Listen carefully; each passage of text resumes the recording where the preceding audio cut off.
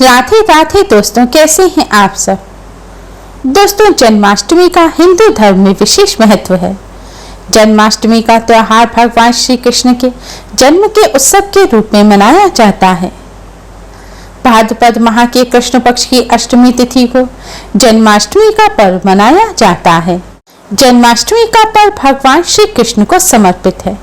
जन्माष्टमी के पर्व के दिन भगवान श्री कृष्ण का विशेष रूप से पूजन किया जाता है।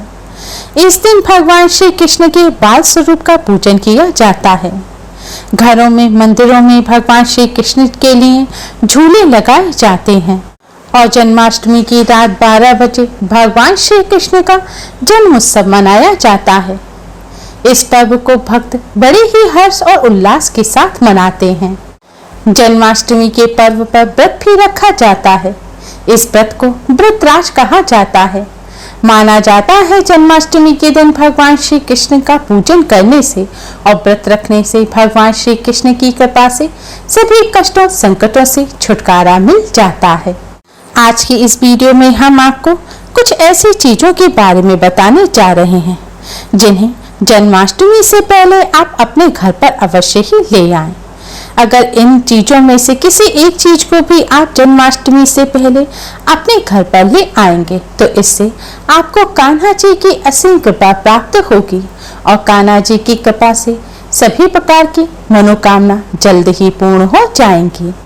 किस्मत चमकती देर नहीं लगेगी। दोस्तों, हिंदू धर्म ग्रंथों के अनुसार भगवान श्री कृष्ण का जन्म भाद्रपद मास की कृष्ण पक्ष की अष्टमी तिथि को अर्धरात्रि में रोहिणी नक्षत्र के संयोग में हुआ था। इसलिए जन्माष्टमी का पर्व भाद्रपद मास की कृष्ण पक्ष की अष्टमी तिथि को मनाया जाता है। इस बार भी जन्माष्टमी को लेकर बहुत अधिक कंफ्यूजन है, क्योंकि इस बार अष्टमी तिथि और रोहिणी नक्षत्र दोनों ही अलग अलग दिन पड़ रहे हैं। पंचांग के अनुसार 15 अगस्त की रात अष्टमी तिथि 11:49 पर शुरू होगी और इसका समापन 16 अगस्त की रात 9:34 पर होगा। क्योंकि भगवान श्री कृष्ण का जन्मोत्सव रात्रि 12 बजे मनाया जाता है और इस बार 15 अगस्त की रात को 12 बजे अष्टमी तिथि होगी। इस हिसाब से जन्माष्टमी का पर्व 15 अगस्त को मनाया जाएगा। लेकिन अन्य मत के अनुसार अर्धरात्रि में जब रोहिणी नक्षत्र होता है तब जन्माष्टमी का पर्व मनाना चाहिए और रोहिणी नक्षत्र 16 अगस्त की अर्धरात्रि को होगा और 16 अगस्त को उदय तिथि के अनुसार अष्टमी तिथि भी रहेगी। यानी कि सूर्य जब उदय होगा तब अष्टमी तिथि होने की वजह से पूरे दिन अष्टमी तिथि मान्य रहेगी। इसलिए 16 अगस्त को जन्माष्टमी का पर्व मनाना अधिक शुभ रहेगा। भगवान श्री कृष्ण की जन्मभूमि मथुरा और वृंदावन आदि जगह पर भी जन्माष्टमी का पर्व 16 अगस्त को मनाया जाएगा। इसलिए इस बार जन्माष्टमी का पर्व 16 अगस्त को मनाना अधिक शुभ रहेगा और जन्माष्टमी का व्रत भी इसी दिन रखा जाएगा। वैसे 15 अगस्त और 16 अगस्त दोनों ही दिन जन्माष्टमी का पर्व रहेगा। आप अपनी स्थानीय मान्यता के अनुसार जन्माष्टमी का व्रत किसी भी दिन रख सकते हैं। इस बार जन्माष्टमी पर स्वास्थ्य सिद्धि योग, रवि योग, अमृत योग के साथ ही वृद्धि योग और ध्रुव योग बन रहा है। इन अद्भुत संयोग में जन्माष्टमी का पर्व आने से यह और भी ज्यादा खास हो गया है। जन्माष्टमी पर भगवान श्री कृष्ण के जन्मोत्सव का पूजन का शुभ मुहूर्त 16 अगस्त की देर रात 12:04 से रात 12:47 तक रहेगा। दोस्तों, वीडियो में आगे बढ़ने से पहले वीडियो को लाइक कर अपने फ्रेंड्स के साथ शेयर जरूर करें।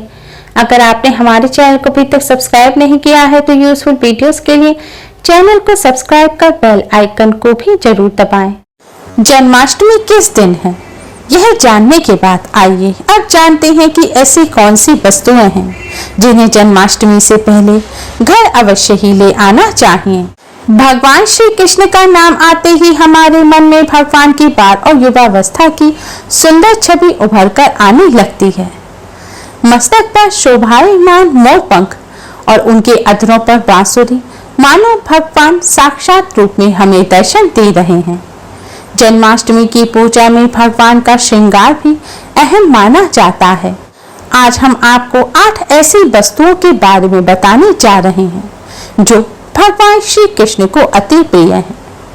अगर आप भी भगवान श्री कृष्ण की असीम कृपा प्राप्त करना चाहते हैं, अपनी मनोकामनाओं को पूरा करना चाहते हैं, तो जन्माष्टमी से पहले इन वस्तुओं को अपने घर पर अवश्य ही ले आएं।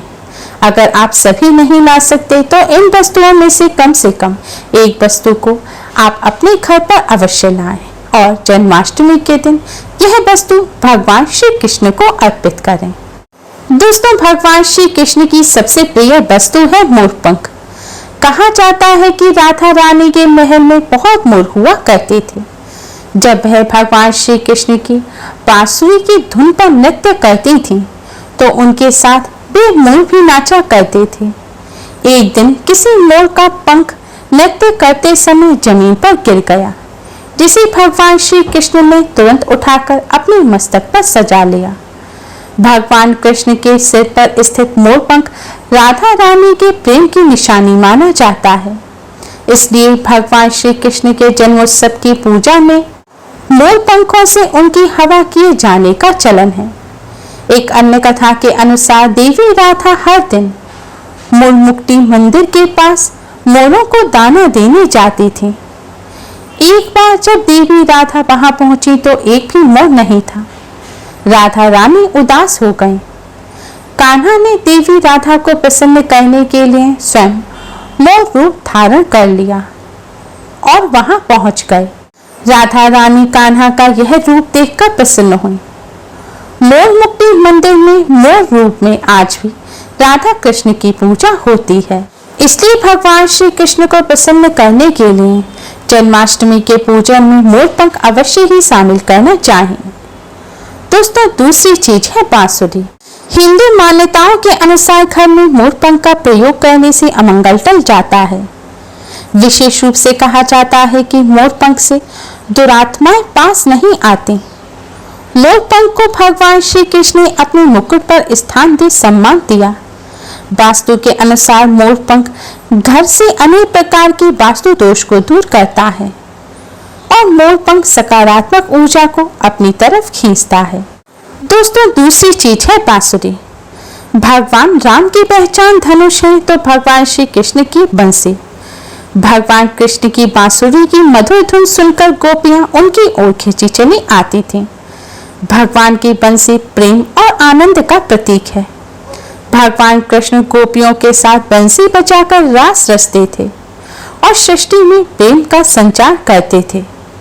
जन्माष्टमी के उत्सव में भगवान श्री कृष्ण के श्रृंगार की सामग्री में बांसुरी को शामिल करने से गृहस्थी में प्रेम और आनंद आता है। भगवान श्री कृष्ण को बांसुरी अर्पित करने के साथ ही आप बांसुरी को अपने घर में भी अवश्य ही लगाएं। माना जाता है कि जहां कहीं भी वास्तु दोष हो वहां बांसुरी लगाने से वास्तु दोष दूर हो जाता है। लेकिन ध्यान देना जरूरी है कि बांसुरी कभी भी सीधी नहीं लगानी चाहिए, बल्कि इसे हमेशा तिरछा लगाने से लाभ मिलता है। साथ ही बांसुरी का मुख हमेशा नीचे रहना चाहिए। इसके अलावा अगर दाम्पत्य जीवन में तनाव या कलहपूर्ण वातावरण रहता हो तो सिरहाने बांसुरी लेकर सोने से लाभ होता है।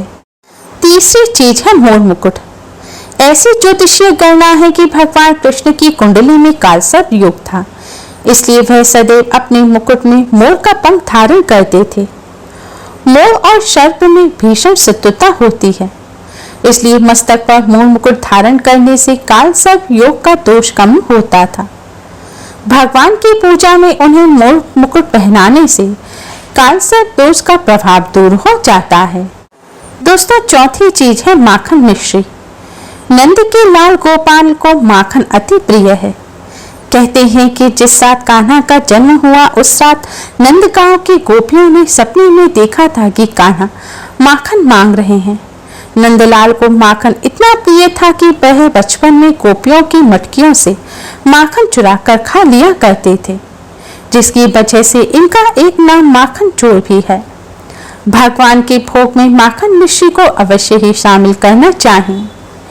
प्रेम पूर्वक भगवान श्री कृष्ण को माखन मिश्री का भोग लगाने से आरोग्य की प्राप्ति होती है। दोस्तों, पांचवी चीज है झूला या पालना। भक्ति भाव के भूखे बाल गोपाल को जन्माष्टमी पर झूला झुलाने की परंपरा चली आ रही है। यह ठीक उसी प्रकार से है जैसे बच्चे के जन्म के बाद उसे पालने में झुलाने से आनंद की प्राप्ति होती है। उसी प्रकार भक्तजन अपने प्रभु के पाल स्वरूप को पालने में झुलाकर भक्ति के परम सुख को प्राप्त करते हैं। भगवान को झूला या पालना भेंट करने से प्रेम और आनंद की प्राप्ति होती है। छठी चीज है पीले वस्त्र। जन्मोत्सव के वक्त भगवान के पाल स्वरूप को पंचामृत से स्नान कराने के पश्चात पीले रंग के नए वस्त्र पहनाए जाते हैं। अगर आप भी इस बार जन्मोत्सव मनाने की तैयारी कर रहे हैं तो पूजा की आवश्यक सामग्री में पीले वस्त्र को शामिल अवश्य ही करें। भगवान को पीतांबर वस्त्र अति प्रिय हैं। यह प्रेम और वैराग्य के प्रतीक हैं। दोस्तों, सातवीं चीज है गौ। भगवान कृष्ण का निवास गोलोक माना जाता है। गाय भगवान के सहचर हैं। भगवान श्री कृष्ण के साथ पूजा में बछड़ी के साथ गाय की पूजा करना सुख समृद्धि दायक माना जाता है। पुराणों में गाय को धर्म का प्रतीक माना गया है। भगवान धर्म रूपी गौ की रक्षा करते हैं। ज्योतिष शास्त्र के अनुसार गाय के भीतर गुरु ग्रह का वास होता है। यदि यह ग्रह किसी व्यक्ति की कुंडली में नीच स्थित हो तो उसे गौ सेवा करनी चाहिए। ऐसा करने से वे उस ग्रह की कुपित दृष्टि से बच सकता है। इसके अलावा वास्तु शास्त्र के अनुसार पूजा स्थान अथवा बैठक के कमरे में ईशान कोण में चांदी की गाय और उसका बछड़ा रखने से भाग्य में वृद्धि होती है। इसलिए आप जन्माष्टमी से पहले ही चांदी की गाय और उसका बछड़ा अपने घर अवश्य ही लाएं। अगर चांदी की नहीं ला सकते तो आप मिट्टी की ला सकते हैं या फिर गाय और बछड़े की तस्वीर लाकर भी ईशान कोण में लगा सकते हैं। दोस्तों, आठवीं चीज है गीता की पोथी। भगवान कृष्ण ने महाभारत के युद्ध के दौरान अपने प्रिय सखा और पांडवों में श्रेष्ठ धनुर्धर अर्जुन को गीता का उपदेश दिया था। गीता मोह से निकल के संसार को देखने का मार्ग बताती है। इसे भगवान श्री कृष्ण की वाणी कहते हैं, जो मनुष्य को मुक्ति का मार्ग और कर्म पथ पर चलने का ज्ञान देती है। इसलिए भगवान की पूजा में गीता की पोथी जरूर रखनी चाहिए और रात में जागरण करते हुए गीता का पाठ करना चाहिए। दोस्तों, जन्माष्टमी के इस शुभ अवसर पर भगवान श्री कृष्ण की असीम कृपा प्राप्त करने के लिए आप जन्माष्टमी से पूर्व ही इन चीजों को अपने घर पर अवश्य ही ले आएं और इन्हें भगवान श्री कृष्ण के पूजन में शामिल करें। ऐसा करने से आपको भगवान श्री कृष्ण की असीम कृपा प्राप्त होगी। उम्मीद है आपको हमारी ये वीडियो पसंद आई होगी। प्लीज लाइक करें, हमारी इस वीडियो को अपने फ्रेंड्स और रिश्तेदारों में ज्यादा से ज्यादा शेयर करें जिससे वह भी इसका लाभ उठा सकें। हमारी और भी वीडियोस के लिए हमारे चैनल को सब्सक्राइब करना ना भूलें। Thanks for watching. Radhe Radhe.